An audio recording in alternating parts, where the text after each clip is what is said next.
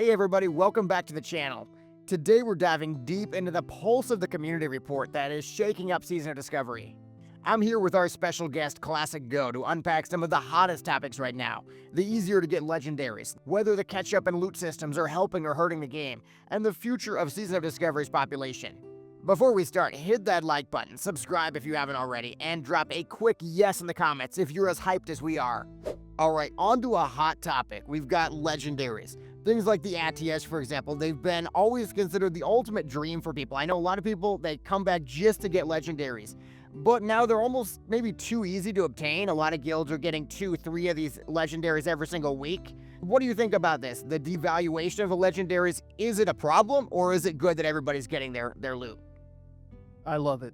I never had an opportunity to get ATS back in Classic or Original Vanilla, and now I've got mine. It took me, I think, 4 weeks, so I'm the second one in the raid team that got it.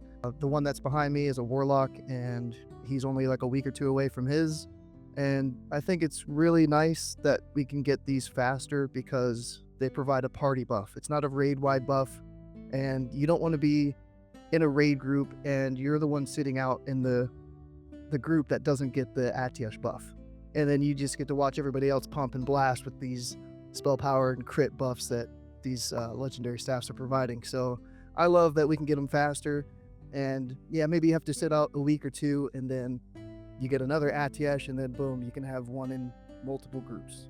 I love it. Well, I know it's going to be very debated whether making legendaries that people have dreamed of for years easier again is good or bad, but in a seasonal server, at least I can understand the reasoning. Viewers though, if you're nostalgic for the days of those extremely hard-fought legendaries, smash that like button and share your thoughts below. So similar to the faster legendaries, catch-up systems are making it so much faster and easier to catch up and get into next Ramas. But do you think SoD is making it too easy to hit level 60, too easy to get your gear? Ultimately, is this the right call for the future of SoD, or do you think it's cheapening the experience for existing players? I think it was great for the seasonal server. If this was like a long-lasting, we knew that this was going to be our only thing that we were going to play for the next 4 years, then maybe I'd say, yeah, it should take a little bit longer. But I love that people are able to just say, oh, Shaman's OP right now, let me just roll a Shaman.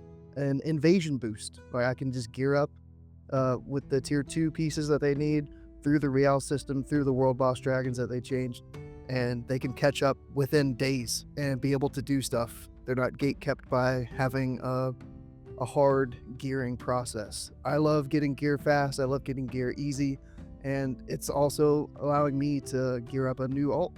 I had it sitting at level 60 for a while, and now I'm really thinking about gearing that tune up, whereas if they didn't have all these catch-up systems, it would have just sat at 60 and been a farming ult. Yeah, I'm in the same boat. I've made characters I never would normally have. For example, I have a level 60 Feral Druid. But for longtime players too, I can see an argument that their time's been devalued. Viewers though, what do you guys think? Do you think these crazy aggressive catch-up systems will end up being good or bad for the game? There's more as well. There are the new mounts from Next Rama's Hard Mode 4. They're generating a lot of buzz. I even know some people that it might be selling them for real-life money too. Is a mount enough of a reason to take on such a tougher challenge? Or does it feel like overkill? All right, so we got our first hard mode mount last reset, and I rolled on it, but if I would have got it, it wouldn't have made that much difference. If that mount would have had a faster cast speed, like we get, I think, in Wrath when it's a 1.5 second cast, then I would have been after it, because I can feel the effects of that. A cool aesthetic, it is what it is. So yeah, if that was the only reward for doing hard mode, not the extra loot on top of that, then I wouldn't have bothered really about doing hard modes. I'm gonna be honest, I was not that excited about the hard mode mounts, but having seen the white one of my guildies got it. It looks incredible. I know I have to get it before SoD is over. What about you guys watching though? Have you gotten one of these hard mode mounts yet, or do you dream of getting one in the future?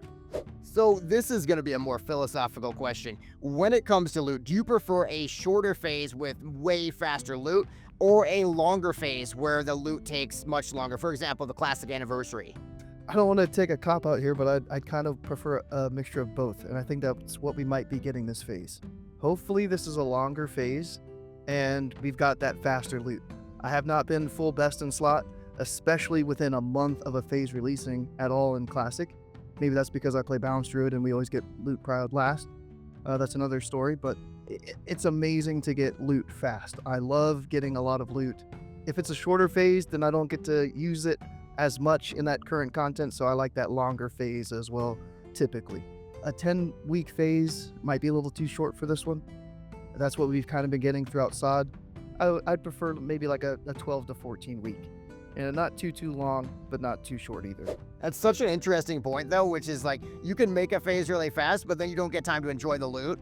That there's such a delicate balance there that I had never even thought about before. All right, team, let us know in the comments. Are you team fast loot or are you team longer phases? I want to see those opinions. Near and dear to your heart, because you have the ATS, what do you think about rumors there might be even better weapons in Phase 8 that might devalue your ATS? How do we justify when Legendaries may not end up being the strongest weapons in the game? It's a tough one because right now in Kata, I've got the Legendary, and I kind of don't want to give that up. It's hard to see higher eye-level weapons drop and people get them and see their DPS go up, whereas I'm stuck with the same weapon for multiple phases. If there was some way to just add extra spell power to it next phase or something like that, get a second enchant on it or something, so it still gets a power bump, but it's still on par with the new weapons, then that would be cool. But yeah, it kind of does feel bad if you're 3 phases past when you've gotten a Legendary and you're still rocking it. Well, I honestly would love the idea of an upgradable Legendary.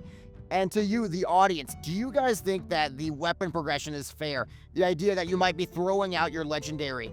Maybe some classes are getting left behind as well. Comment your take below. Let's zoom out to the big picture. We've got growing anxiety from some people about the future of Season of Discovery. Where do we go? Do we go to TBC? And retail's out, everybody's playing that as well. Do you think that SoD Phase 7 is a runway success? It's gonna build into Phase 8, or do you see some potential trouble ahead?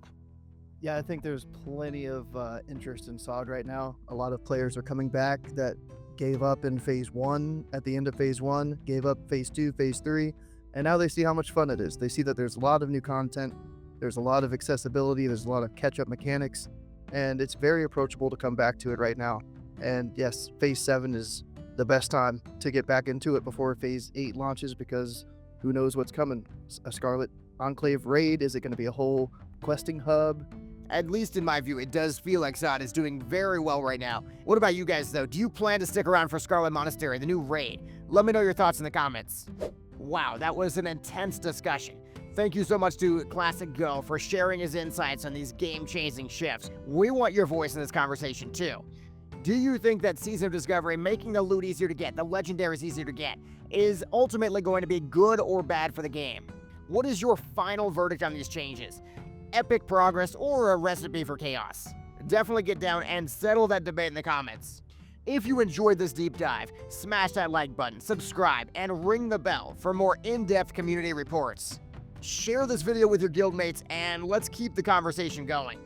Until next time, stay engaged, stay informed, and let's game on.